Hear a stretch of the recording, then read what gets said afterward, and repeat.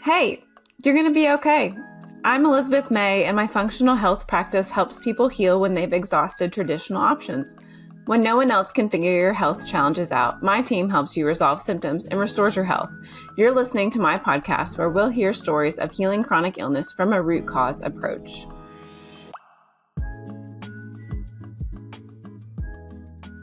Hi, friends. Welcome back to Hey, You're Going to Be Okay. I'm Elizabeth, and today we're tackling one of the biggest hurdles in mold recovery. What do you do when you know or strongly suspect that there's mold in your home? This is a step where most people get overwhelmed. Maybe you've heard horror stories of remediation gone wrong, or you're already worried about the cost. I get it, but here's the truth. Cutting corners here often means wasted money and ongoing illness and not really resolving the mold issue. So today I'm joined by Benjamin Wood, an indoor air professional with the IEP Group, whose inspection reports we absolutely love. They're really clear, they're really actionable and thorough, and what we see is probably some of the best that our clients get done. So we're going to walk through what makes a great inspection today, what red flags you want to look for when it comes to inspection, and why doing this the right way, especially the remediation portion, is an investment in your home and also your health. So let's get started, Benjamin, right where most of our clients start. They've got an ERMI or an EMA test usually that tells them they have mold, or they absolutely know that there's been a water damage event and they can see it, and they're totally paralyzed. They're overwhelmed. A lot of times they don't really want to take any action, but they know they're sick. What would you say to that person? Well, thanks first for having me. I appreciate it. And you may call me Ben. That'd be great. Okay. And the thing I would probably talk to people about to begin with is just I would give them my years in the industry, 10 years of remediation contractor. Been in this industry, a related industry, since 2007. And you can make it through this. There's a way to make it through this.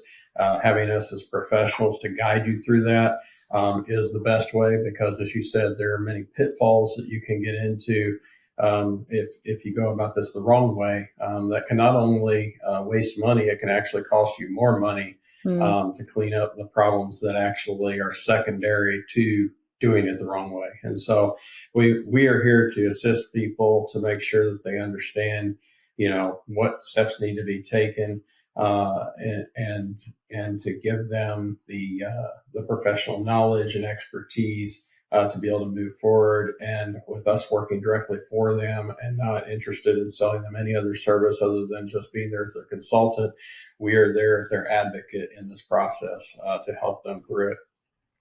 Yeah, so I think you're coming at this from a really unique position, because in the past, you've done remediations for clients, and now you're in this inspection position where the sole product is to help someone guide through finding where the mold is, and then giving them basically a plan. If we cut it all the way down to the most simple thing, and you're not in that remediation space anymore, but you were previously. Right.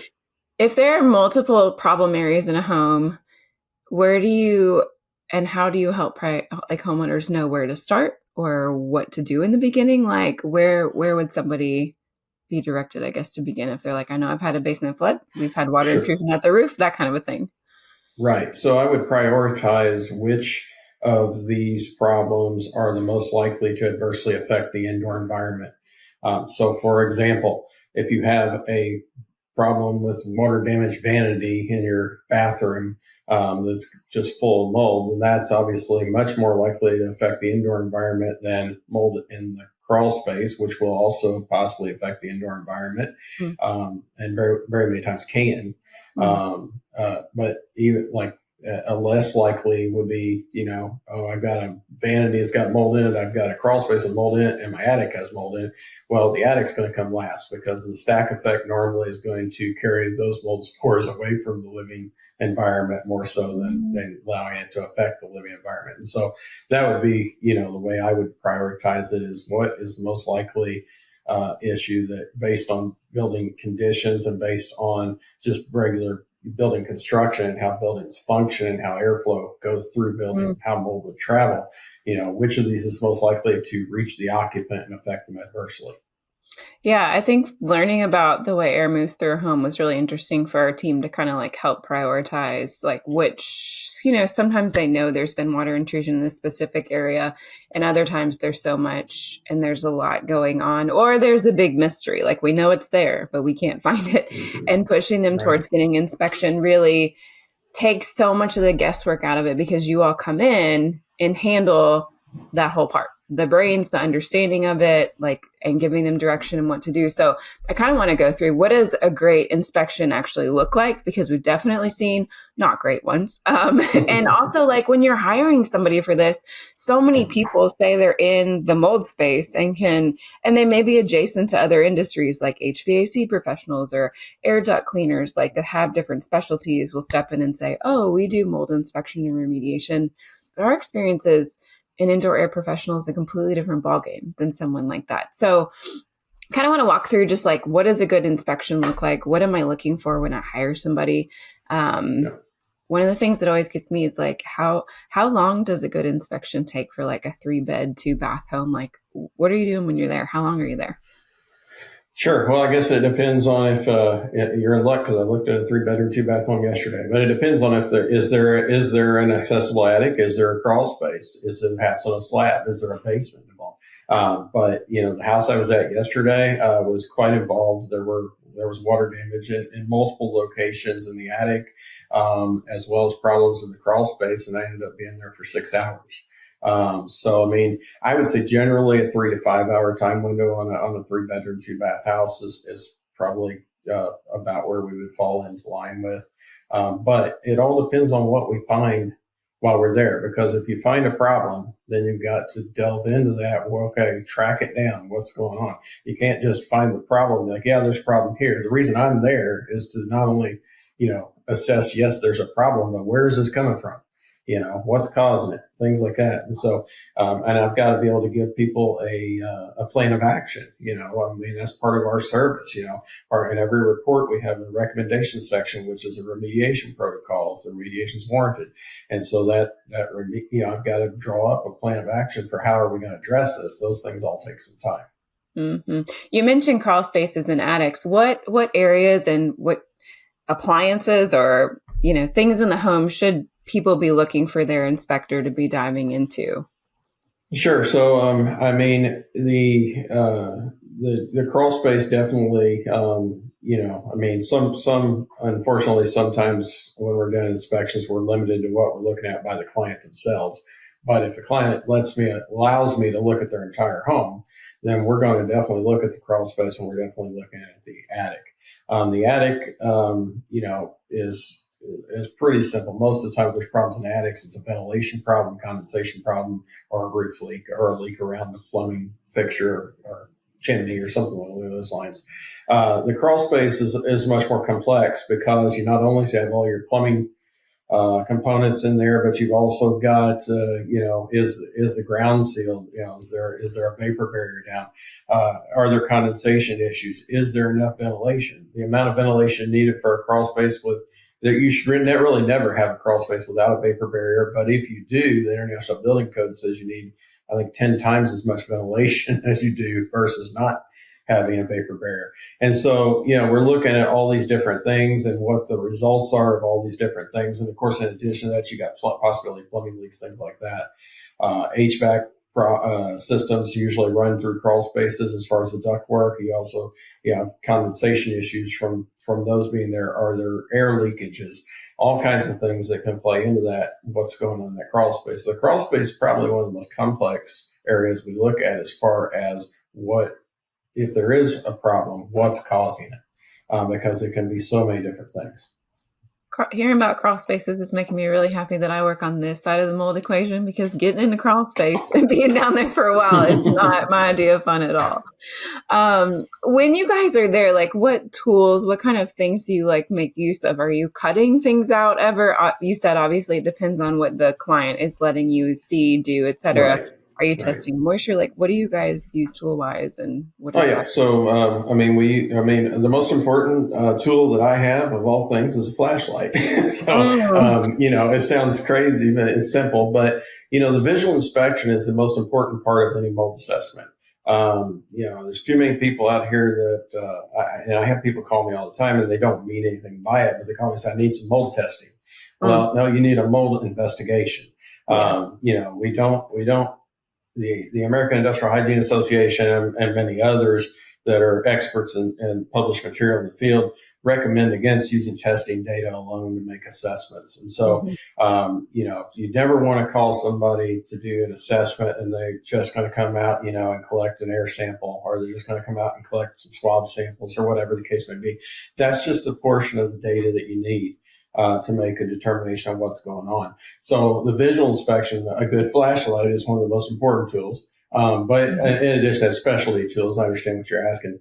I use thermal imaging cameras that will, it detects differences in heat in a material, and how that helps us tell where there's moisture at is by the evaporation process carries heat energy away from materials, and so those materials will usually show up cooler. Now, we also use moisture meters. So if I have an area that looks like it's warm or cool in an area, I'll check it with a moisture meter to see if it actually is a problem. Because it could be that the wall's just not insulated well in that area.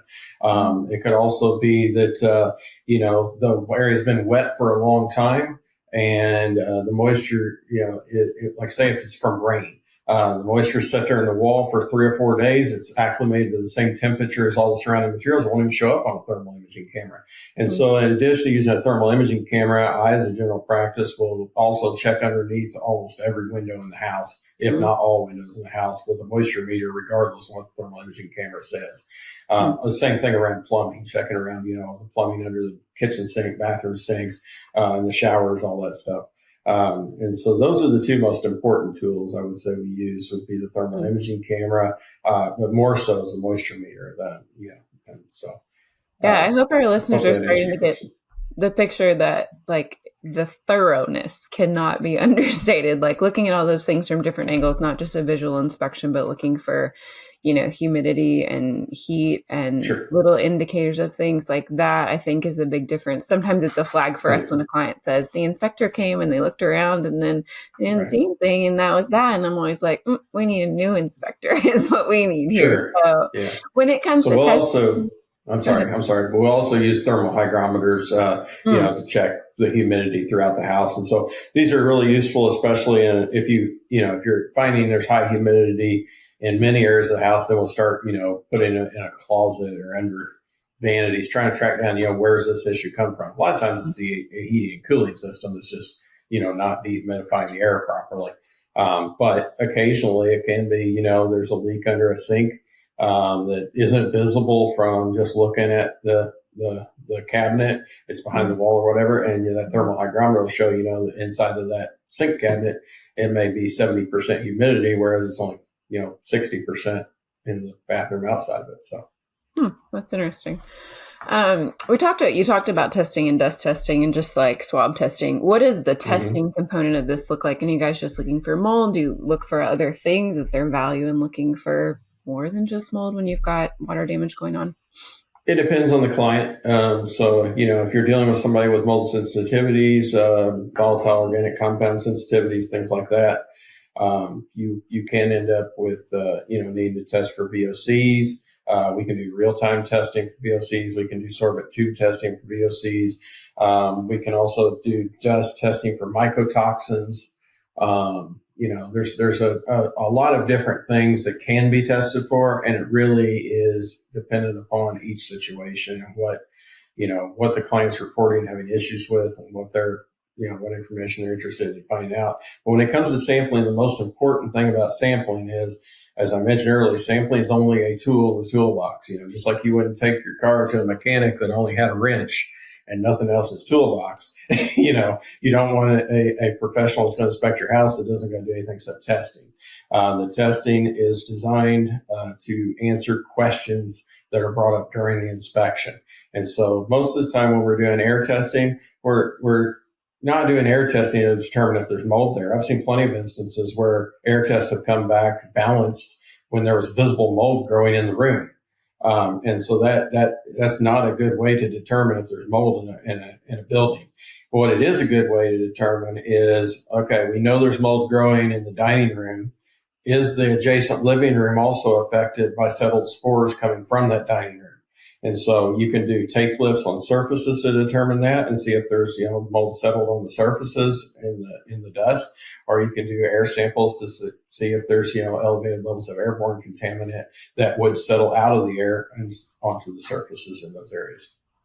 I think that's so important and something we talk about a lot, because when we bring up the idea that someone is sick from mold, sometimes we're getting to do mycotoxin testing. So I can say to them, hey, it looks like you have Stachybotrys in your home because an end product of that Stachy is in your body. And then we also will direct them to doing an EMA or an ERMI.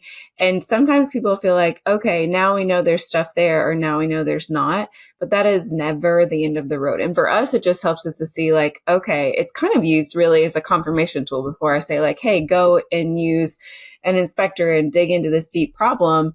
Mold testing, dust testing can just help us see, like, sometimes too, I'll have kids that are exposed at school.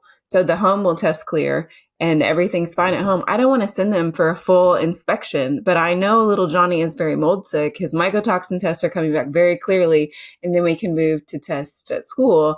And sometimes that can help us like discern, but it's like, it's just such a small piece of the puzzle. And I think too often in our field, we health professionals, lean a little too heavy on it. The inspection part is important. Figuring out where it is in the remediation plan are really, really the must have, I guess. So when you guys go through all these findings, you do the inspection, what do you deliver to families so they're not getting lost in the details and they've got a plan? And like, what's the end product here from an inspection?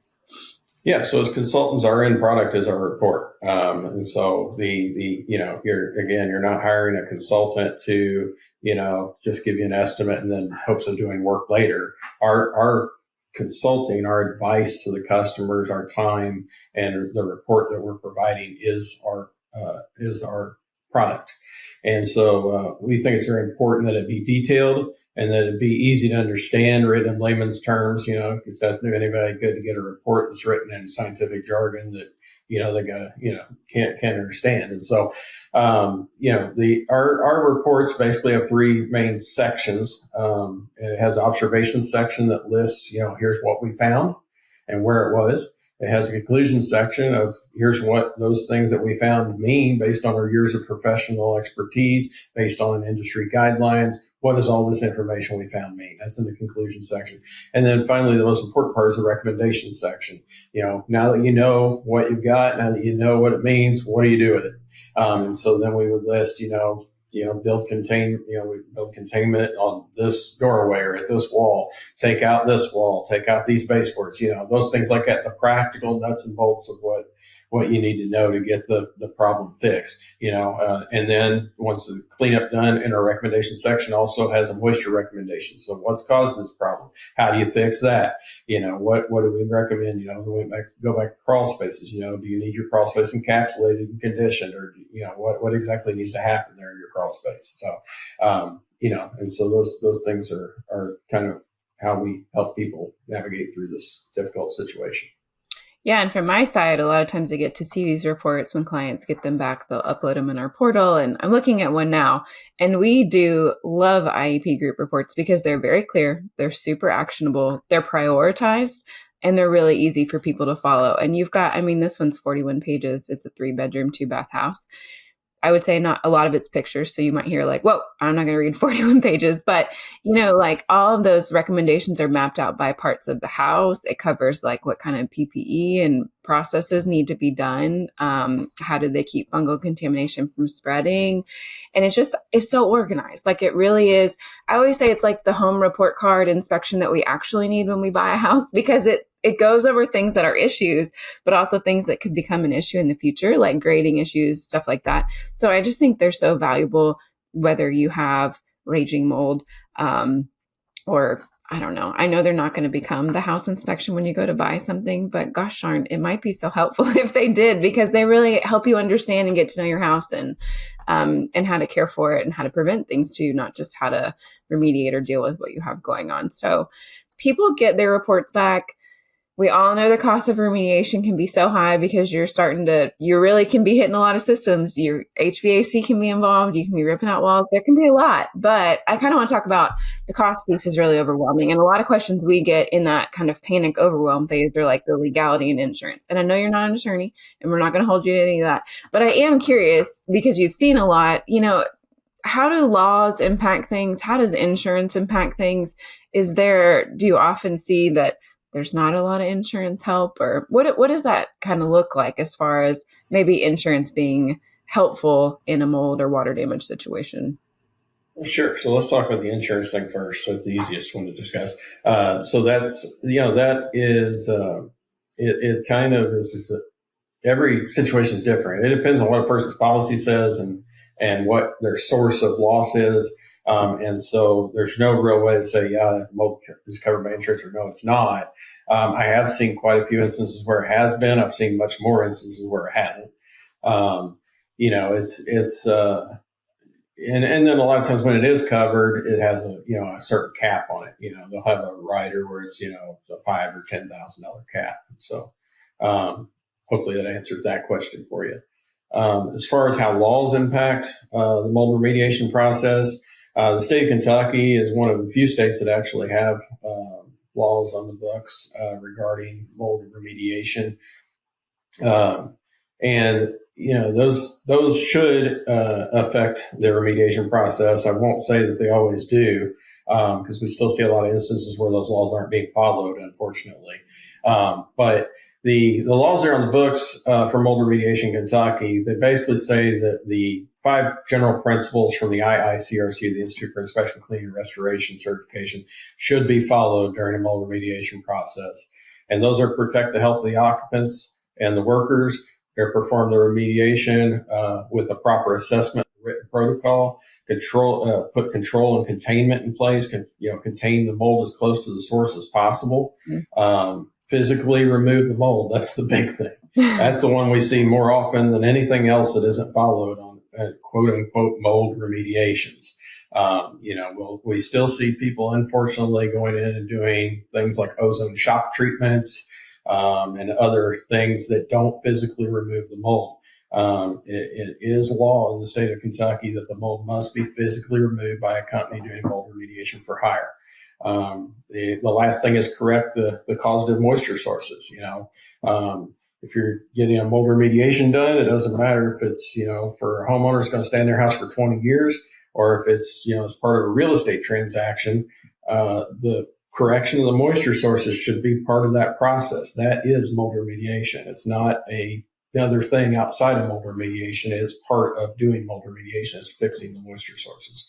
So those things all affect, how mold remediation should be performed in the state of Kentucky, for sure. The other thing that it really affects from a law standpoint is when you're done with remediation, there's 2 different things that should take place. You should have a post-remediation evaluation and a post-remediation verification. The evaluation is just a physical inspection by the contractor that did the work, that just looks at it and they make sure that they did everything right. The verification includes a thorough visual assessment, moisture testing, and sampling. And really, the state of Kentucky has a law in place that basically says that post-remediation verification is not to be done by the remediation contractor. It must be performed by an independent indoor environmental professional that is paid directly by and reports directly to the customer. And so that's that again protects the consumer by, because obviously if I did the work, I'm going to report that it looks good. It looks good to me. Right. Yes. You want to make sure that you're getting an independent opinion on that. Quick break. If you've been curious about homeopathy, this is your sign to try it. At Hey Homeopathics, we've created liquid remedies for everything from sleep and skin to digestion and beyond. Safe, gentle, and designed for real life.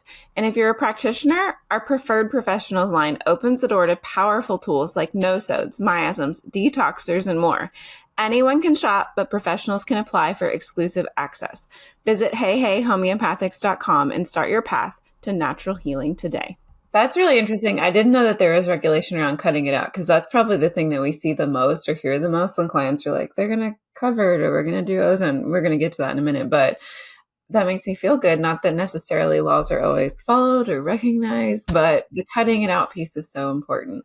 And Yeah, and it doesn't, it depends on what material you're dealing with. I mean, so, obviously if you're dealing with drywall, that's going to get cut out. If you're dealing with concrete, but physically removing means that I took steps to clean it from the surface and the mold's not there anymore. So if I went and took a surface sample, it's negative, right? It's not showing up with elevated levels. And so it depends on what material you're dealing with as far as whether you're cutting things out. But the majority of the time, you're right. I mean, a lot of materials should be cut out that aren't, for sure. hmm That's interesting too that it does specify legally like the after testing because that's a place where we see maybe clients drop off. Like we push, like you've got to do testing afterwards. You spend all this money. I know you spend all this money and it's going to be a little bit more money, but goodness gracious, people, that is where I think in the health space, remediation gets a bad rap because a lot of times maybe the remediator did miss things. I think that probably is the natural, normal human thing. Things can be missed.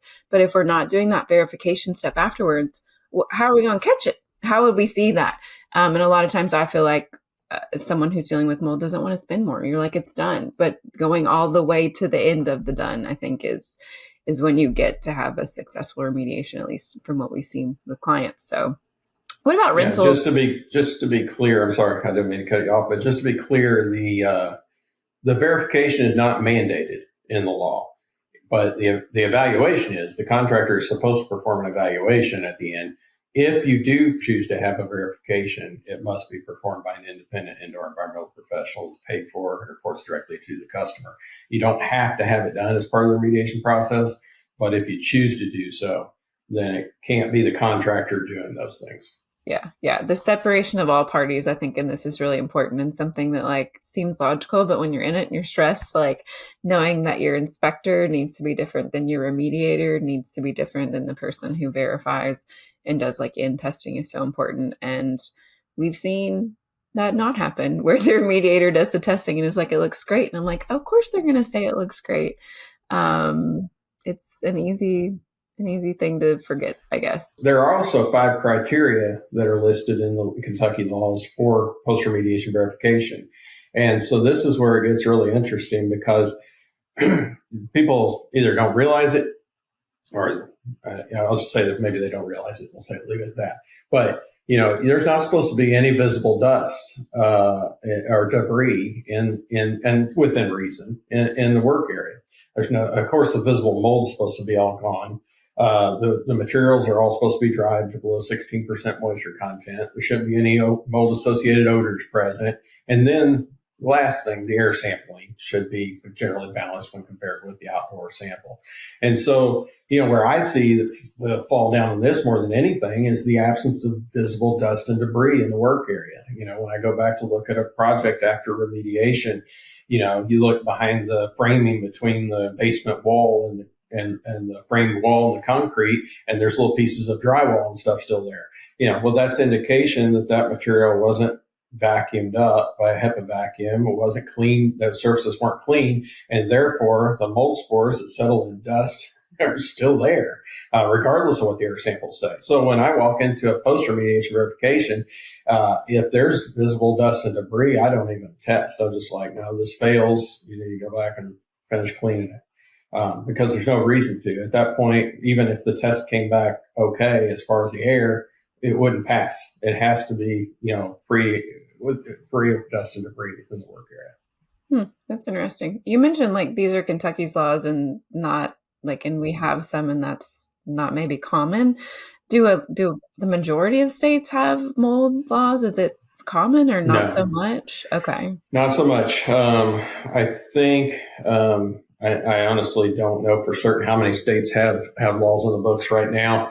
I know that Kentucky, New York, and Texas do. I think California may have some laws, and I don't recall the other states, but the vast majority of states have no regulation regarding mold remediation. Like where I live in Indiana, there are basically no laws concerning mold remediation at all. other than if you're doing it in a school. So. Oh, okay. Interesting.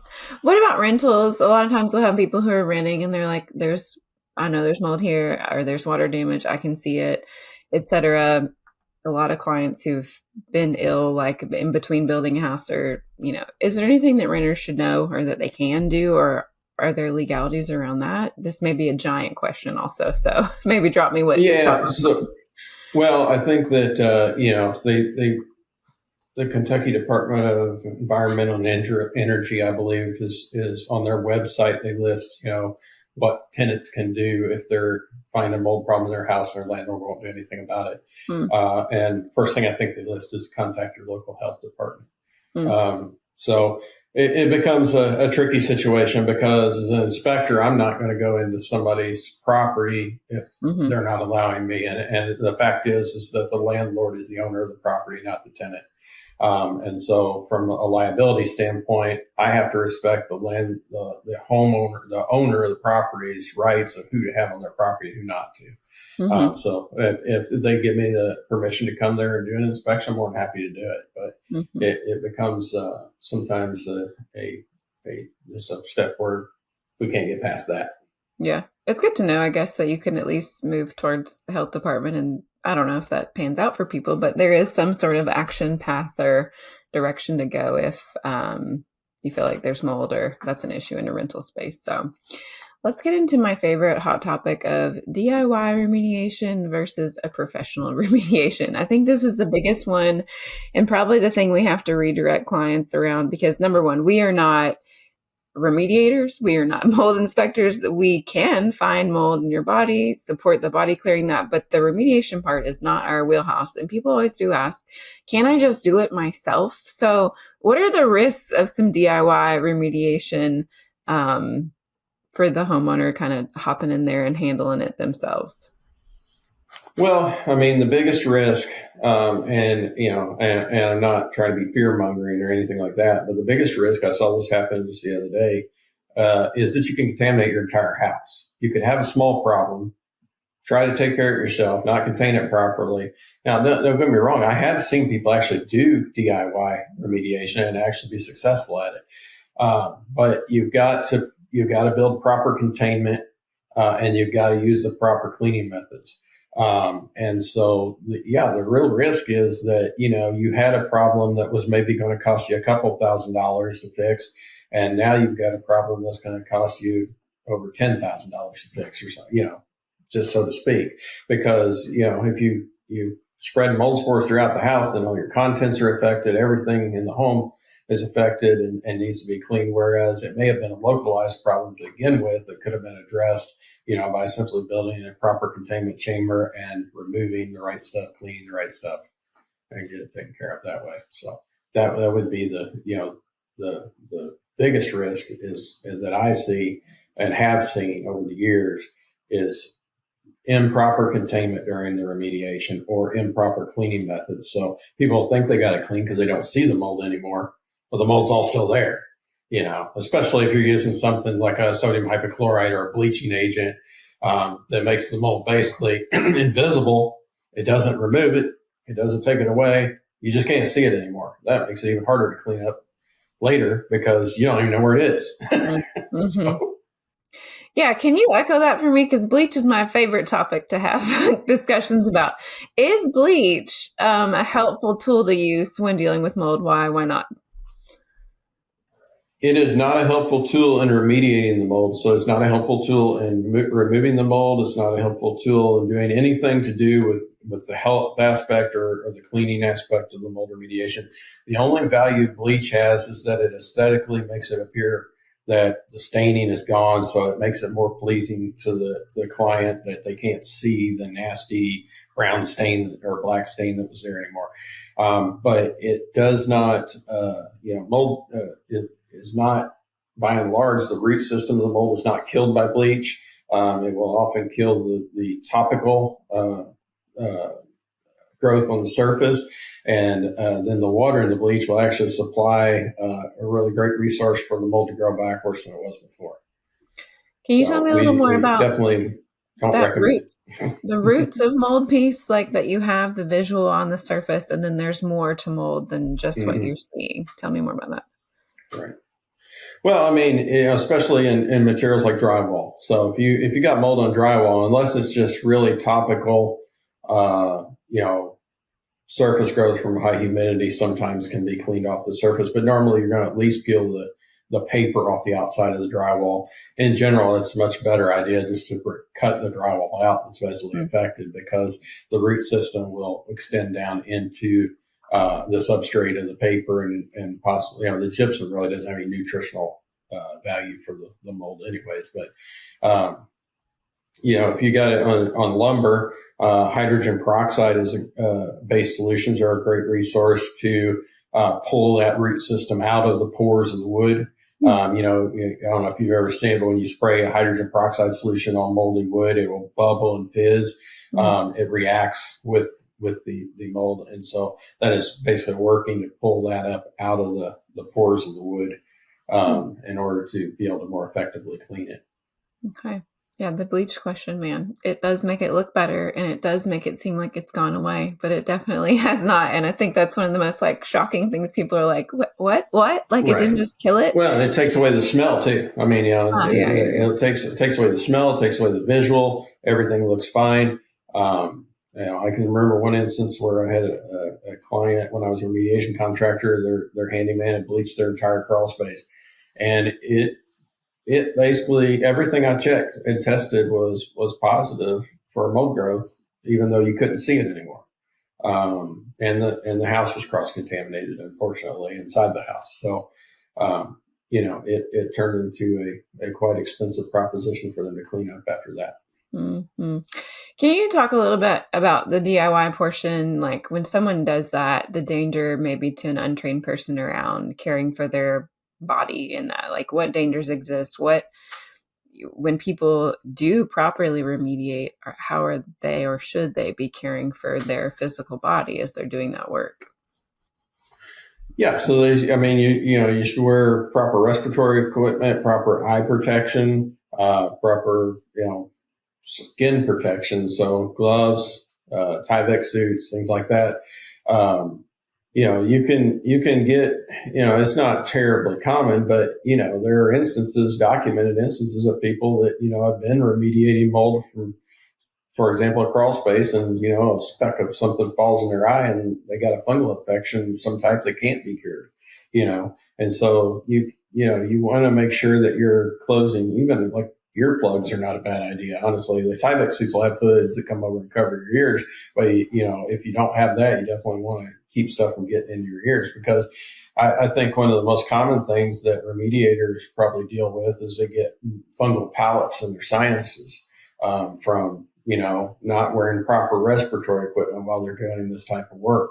And so it's very important that you wear at least a P100 filtered respirator with VOC protection, and that you wear proper skin protection, covering, you're gloving your hands, covering your body with a Tyvek suit, and that you wear proper eye protection, which normally a remediator's most of the time going to wear a full face respirator that's got a face shield involved as well.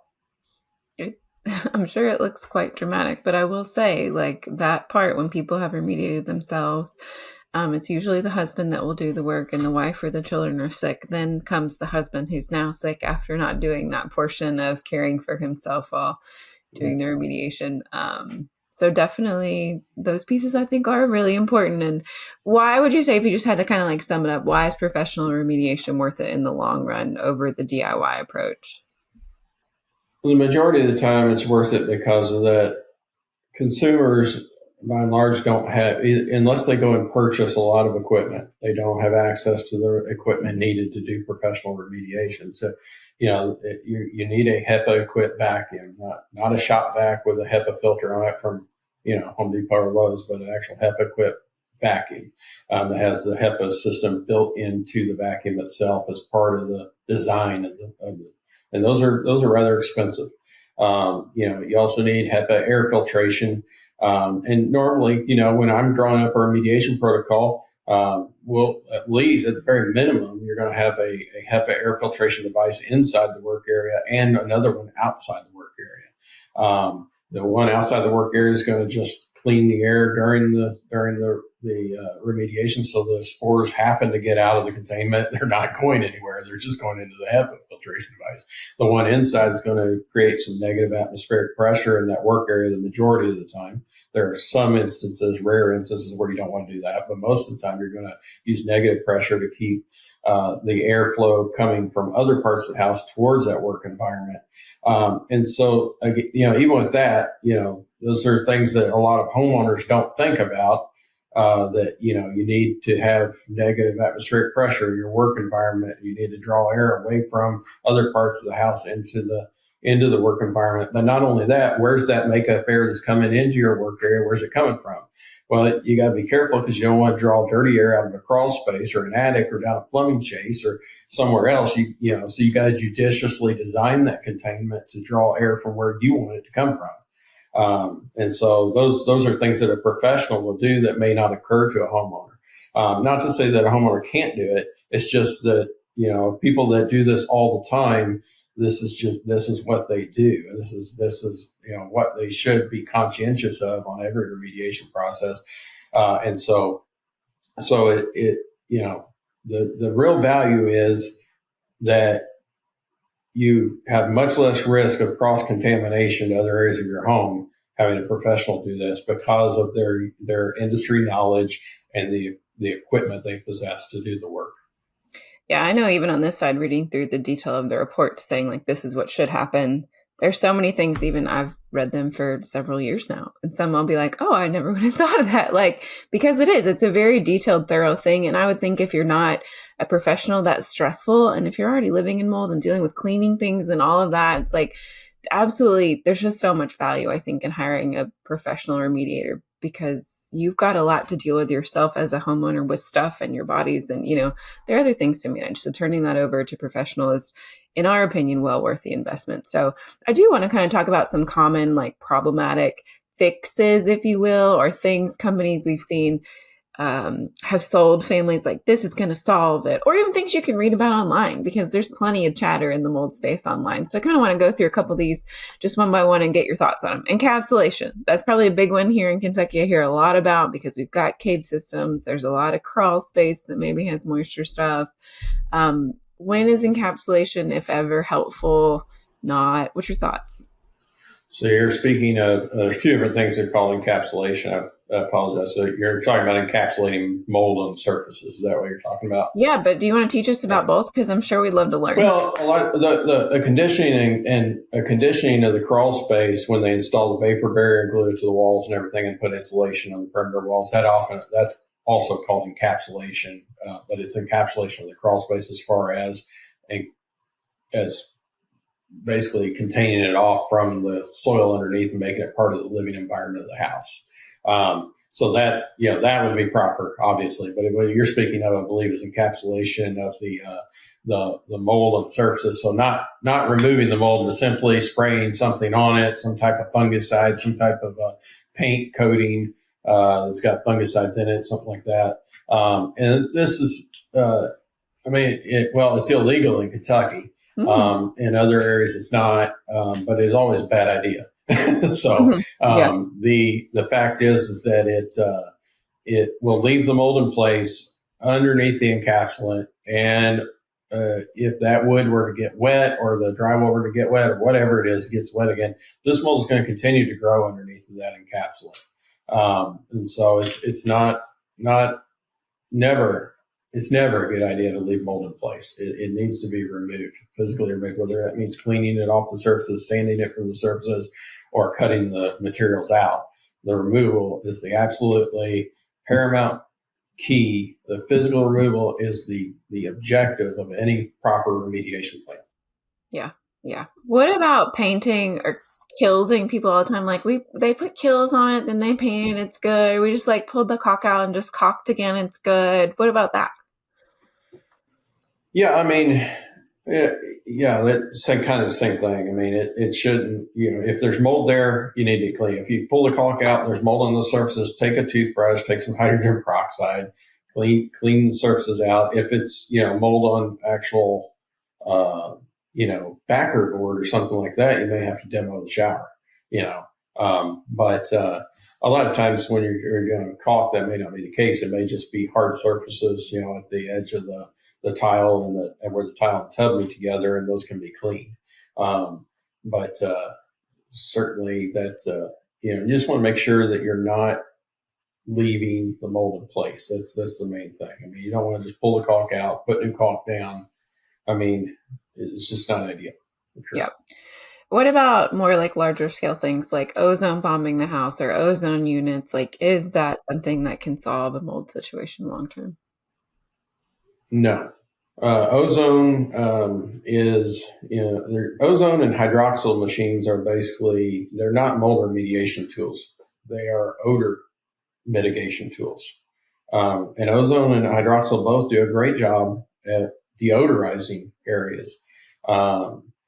Ozone is probably more problematic than hydroxyl. Hydroxyl actually does a pretty decent job of deodorizing spaces without many side effects. Ozone can actually react with other materials unintendedly and ionize, things like old vinyl flooring and things like that, and then may come in contact with, and then you got some weird smells that won't go away in the house and things. And so, but the fact is that neither of those are solutions for mold.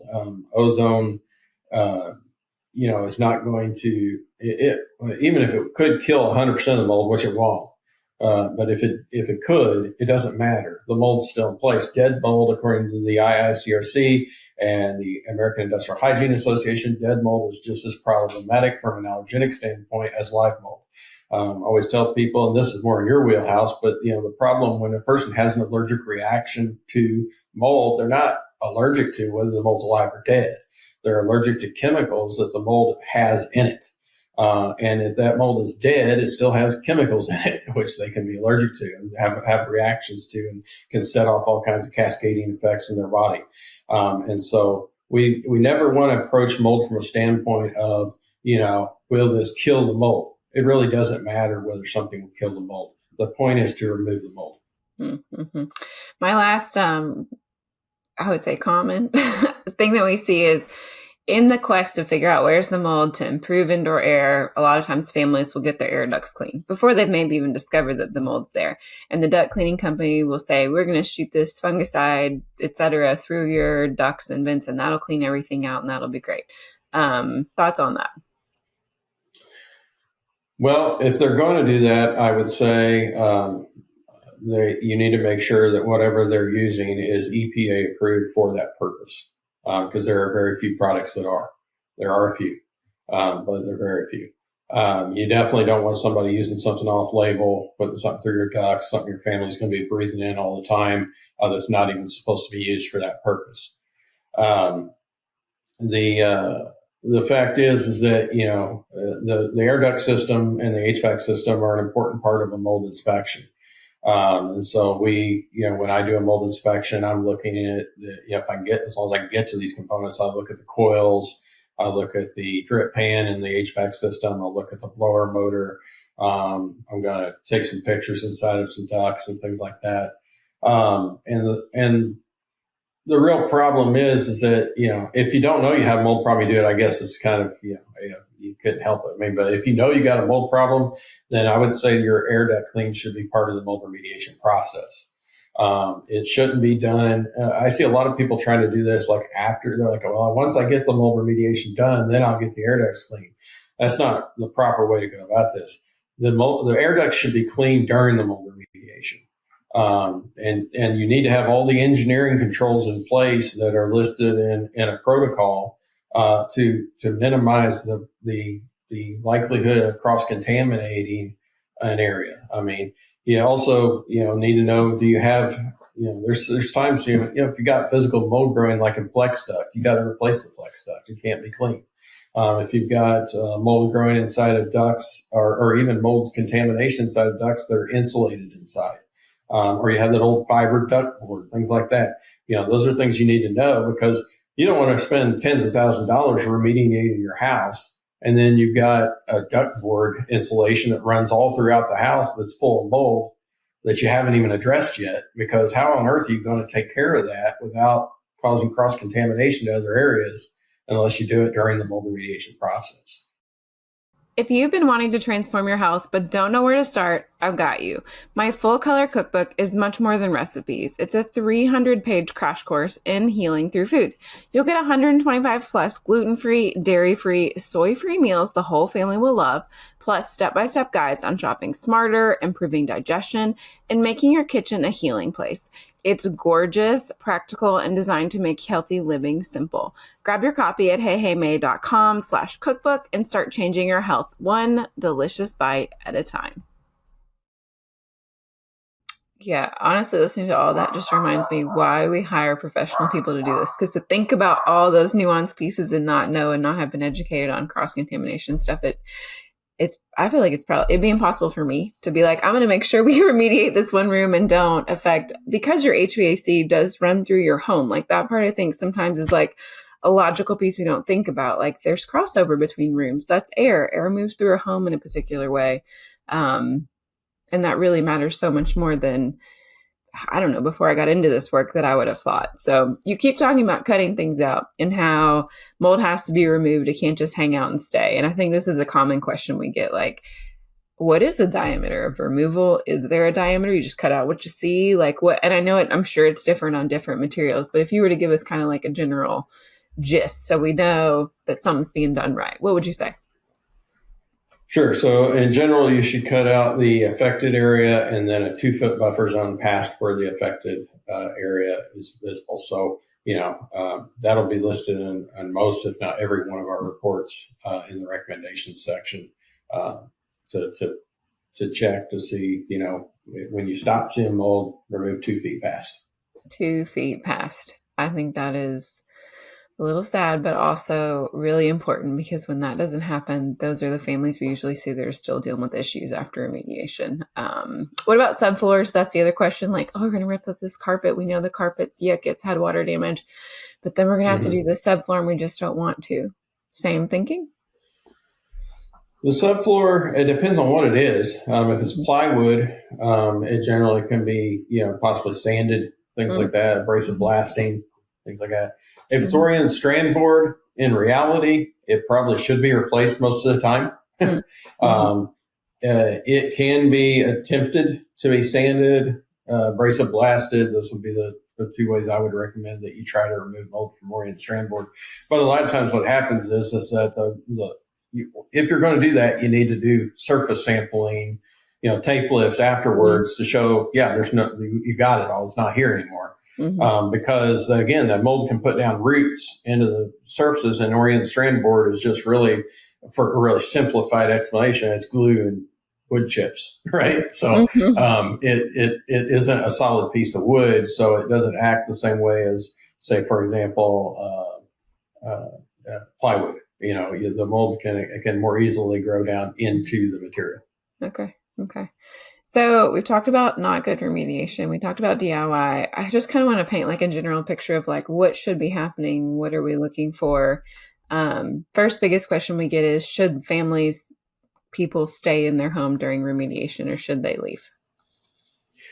If somebody is mold sensitive or has a mold related illness, I always recommend that they vacate during the remediation. The risks are just too great. Their tolerance is too low to allow them to stay in the home during remediation. In general, the general population, if you're performing a small remediation to a limited area of the home, then sure, the remediation company may be able to contain that area of the home, and you live in the other part of the house while the remediation is taking place. Main thing is it needs to be well understood by all parties involved that, the homeowner doesn't need to be going in to the remediation zone,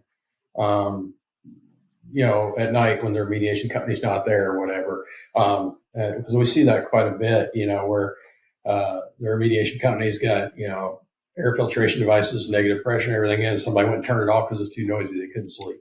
If that's going to be the case, you need to move out of the house. Yeah. and go somewhere else during the remediation. Wow, I wouldn't have thought of that, but I could see it happening for sure. So yeah, that's a good point. Makes sense. What about the inspection? We kind of touched on this. Just why should inspection be separate from remediation? Why should those be two separate entities or companies? Sure. So if you have both a company doing both, it creates a conflict of interest. If you have someone, and not this is not saying people are dishonest, it's just a fact that if you've got somebody that is there looking for a mold problem, but is also interested in giving you a bid to fix that mold problem, there is an incentive for them to find more and recommend more. Versus, and quite honestly, that is, why, what we do is not a free mold inspection, right? Because this is all we do. This is we're consultants. We do mold inspections, and that's, you're paying for our time and expertise, because we don't have that payday coming in the future that you're going to hire us to do something else, right? We're just doing this for you. This is what we do. And so I guess, I think that can make sense to everybody. It's just to avoid that conflict of interest that's inherent to the inspection process and making recommendations, and then also bidding the work you're recommending. It would really be like having a home inspector bidding the work for the stuff they find during a home inspection. Yeah, that's a really good comparison. Remediations. How long should a remediation be taking place over? Like, I know it's different because all houses are different size, but just like a general, should it be something that can be done in an afternoon? What's the gist of how long we're going to be? Generally, no. Very few remediations are going to take one afternoon. I mean, there are certain instances, like you said, everything's different. If you got, a vanity with some water damage in it, and the only thing that's involved is that bathroom, and it's a small bathroom, maybe. But in general, this is most of the time going to be a multi-day process, and sometimes multi-week, and occasionally multi-month. So, yeah. I mean, it's important. It really stinks, and I think it's good to set that expectation that it can be days, weeks, months, depending on what's going on. We've definitely seen, we've had clients who've had to move out for all different durations of time, but it's worth it, and it's important for that to happen the right way. We talked about post. Well, I think too, you got to take into consideration when, we're kind of talking about what do you look for when looking for a remediation company. You got to take into consideration, this is an expertise line of work. The people that do this, they're not people you go out here and hire off the street, for $8 an hour or whatever, and that have no expertise at all. To do proper mold remediation requires a lot of knowledge. It requires a lot of critical thinking ability. And so one thing I see people make a mistake on when considering a remediation company, they base their decision on who has enough people to make sure they can get this done as quick as possible. And that's not the best criteria to take into consideration. You more want to lean towards, okay, let's check with other consumers that have hired this company. What has been their experience? What experience do they have in doing this type of work? Things like that, because you definitely don't want inexperienced people dealing with this type of work, because then you go back to having the same pitfalls as the DIY. Right? I mean, if you got somebody that doesn't understand how air flows through a building and how they're setting up containment and what the engineering controls are and how they need to design this, they don't understand any of that, then you can run into some real pitfalls as far as the remediation company actually making mistakes. All really good points. And it is really like an overwhelming process. And I would think even just being a remediator, like having to stick with it. And I'm sure there are disheartening times where you thought you got it all and then there's more, and like that kind of a thing. I think too, we tell clients that sometimes if you're working with someone on your health, we do get the advantage of seeing someone before remediation, after remediation. And sometimes like when we have clients who are like, we had a great experience, I'm watching them be healthy, remain healthy after, and they were sick before. Sometimes that can be helpful too. You mentioned reaching out to people who've used the companies before. I've never had to remediate. But we definitely get to see the flip side of that and have been able to point people towards, here's a client who had a good experience. Why don't you guys get in touch with each other? And that can be a good way to figure it out. So I want to be mindful of time real quick and just kind of go through the concept of like an ounce of prevention is worth a pound of cure. Like, what are things that people can do, kind of like hot tips? Maybe we'll go through just room by room and say, like, these are things that we can think about when it comes to prevention and how to take care of a house so that mold isn't an issue for you. Does that sound like a good way to knock these out? So let's cover bathrooms, because that's a lot of water. Yeah. So bathrooms, I would say, first and foremost is the shower. Making sure that the grout is, if you have a tile and grout shower, the grout is sealed. A lot of times where we're seeing problems is people that have like those pebbled grout floors that have a lot of grout and like little rocks. I don't know how many of those I've seen that get mold underneath of them. So, those may not be the best option. Is all I'm saying. If they are, you need to make sure you find a way to get that grout sealed to where you're not going to get water penetration through it, the floor. Also, pay attention to the grout along the thresholds. And, if you have shower benches, things like that, a lot of times people kind of miss that. They seal the floor up, but maybe don't seal those things up. Those, all need to be sealed against water penetration. When make sure, I know it's awful to say it, but even when you're having professionals do work in your house, sometimes you got to go back and check and make sure things are right. If you have shower doors installed and things like that, make sure the caulking is put around the screws, things like that. But wax rings on toilets. I think the recommendation is that those be replaced every 10 years. Nobody does that, but if they start leaking, you don't know it, and they will leak for a long time. Especially, I see it all the time in the crawl space where you got a moldy subfloor that's rotten under a toilet because the wax ring's been leaking for 6 months, a year. Nobody knew it. So those things are important. Just every once in a while, check under your vanity. Make sure you don't have a drip. Unfortunately, those things happen, and they're out of sight, out of mind. But they can cause some really big issues if we don't catch them in a timely manner.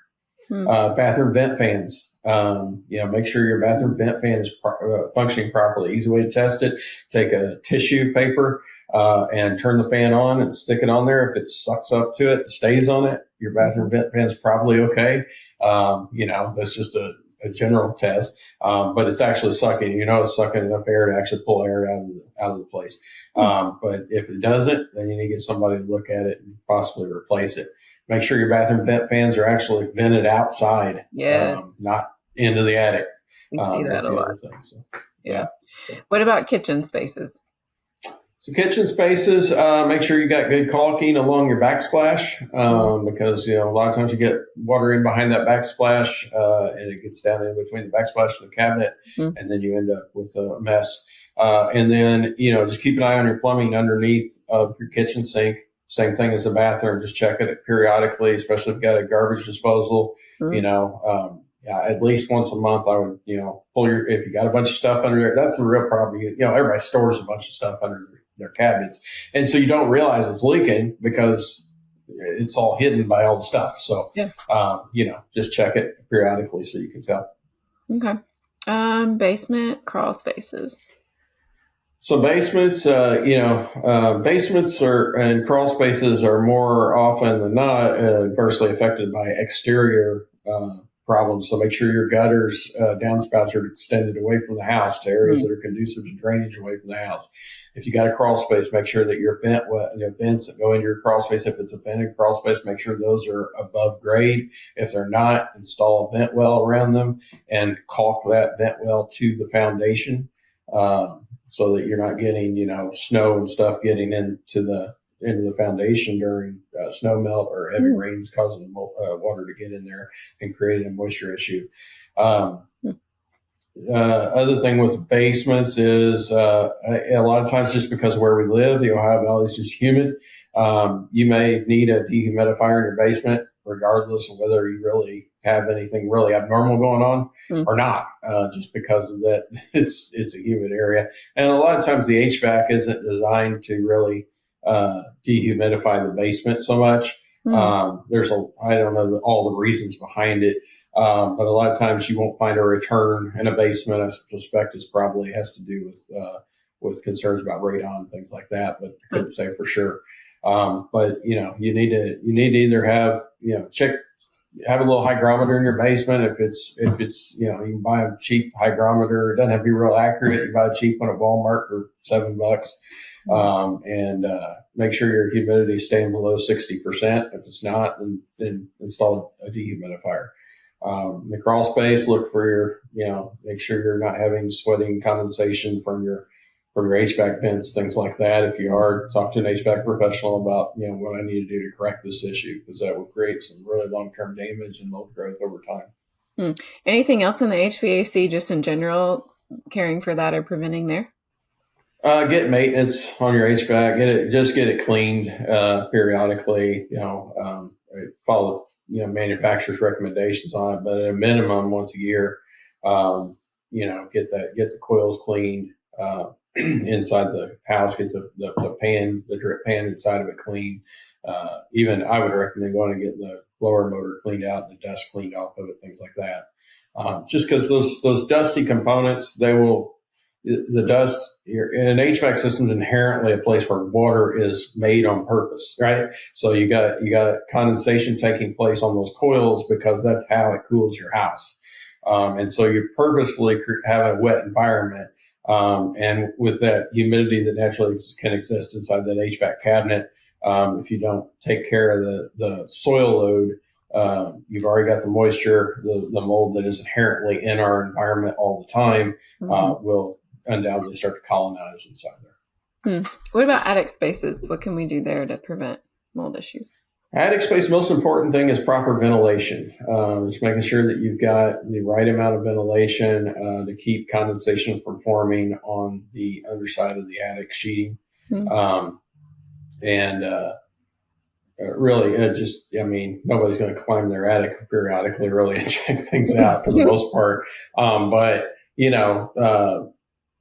probably most often what I see as far as attic leaks is like flashing around chimneys and plumbing boots around the plumbing vent pipes. And so, if you happen to be a person to check those things, then I would get up in there, every year at least and check and make sure you're not having some types of leaks up there, because those things can go undetected because you can have water trail down that pipe and not ever hit a piece of drywall that you actually see inside the house. And it can affect, things inside of walls and things like that you don't know about until, perhaps they're talking to somebody like you and they're having health symptoms and they can't figure out what's going on. Yeah, we've seen chimneys and like flashing around chimneys be kind of like a sneaky place, because you don't who goes on to their second floor and looks at their gym? It's just not something. But water intrusion there has been like a surprise component for several clients I can think of. So definitely important. Windows and doors. Anything we need to think about with windows and doors? Just make sure your flashing is proper. I mean, when they're installed on a new house, make sure you got, proper flashing when you get, as far as the caulking and things around the windows and doors, you're going to have that redone periodically. So just make sure that stays in good condition. If you see the caulking start to break down, get somebody, a professional out to fix it. What about condensation on windows? That's what I was just going to say. I said, look for condensation especially between the panes of windows. Like you can get a broken seal in a double pane window, and you get condensation inside of the window. Condensation occurring on the inside of windows is either a indication that you got windows that are maybe old single pane windows that just allow the heat and the cold to conduct through the glass. Or if you got double pane windows like newer windows, then the seal may be broken and it's allowing the low E gas that was in the middle is gone. So now you've got heat transfer from the inside to outside, and that can create water run down the inside of the windows and then getting the adjacent window sills wet, framing, and that can cause some mold damage as well. I feel like window condensation is something I get asked about all the time. Like if it's on the inside, the outside, the between, if it's running down, I'm like, I could use some more guidance there. So that's really helpful. What about home exterior stuff, things that we can do to keep water from intruding, just kind of general? You mentioned the gutters. in downspout? Yeah, so look for things like the grade of around the house. It should slope away from the house. So if it's sloping towards the house, or you got low areas where water accumulates along the foundation, that can always be a problem because they can allow water to penetrate as it sits there over time. Look for if you have a brick exterior, look for damaged mortar. Things like that can allow water to get in. If you got siding, obviously look for damaged siding. A lot of things I see on older homes, especially, is you've got portions or components, or sometimes the entire house is painted, right? So you got maybe wood siding on a house, maybe not, maybe some other type of siding, but you got the eaves and the soffits are wood, and the windowsills on the outside, the surround is wood, and those things over time the paint breaks down. If you don't take care of it and maintain that paint, it's going to allow water intrusion into the underlying material. Of course, that's going to produce some mold growth and things like that. So that would be the most important thing. Obviously, maintaining your roof is a kind of no-brainer, but yeah, I think that covers most of the stuff. One little thing that we do talk a lot about, either when considering like remodels or looking at homes to buy, home materials. Do you have any opinions on hard flooring versus carpet? Yeah, so we always recommend, especially for people that are mold sensitive, to have hard flooring, not carpet. Carpet in a house where you have carpet is the largest filter in the house, and it will capture more soil than anything else in the entire house. And it's never really possible to 100% get the carpet clean.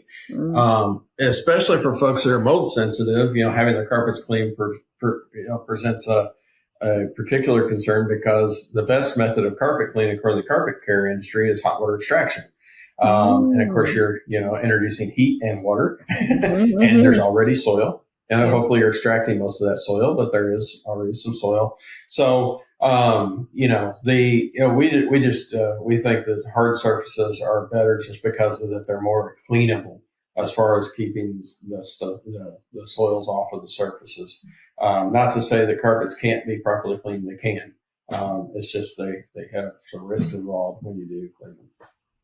That's interesting. And again, just like another area where like I'm no carpet cleaning professional, but logically that does make sense and is something that I wouldn't really have thought about, just even the heat and water part to carpet cleaning. But this has been really, really helpful. And I really hope that people take away that the professional portion and the right professionals guiding the process makes mold remediation a lot less stressful and terrifying, and honestly costly in the end. When clients have not used great professionals, that's when the cost really stacks up more and impacts them. So, Ben, can you share with me where listeners can find you and your colleagues if they're looking for inspection and kind of areas that you guys serve?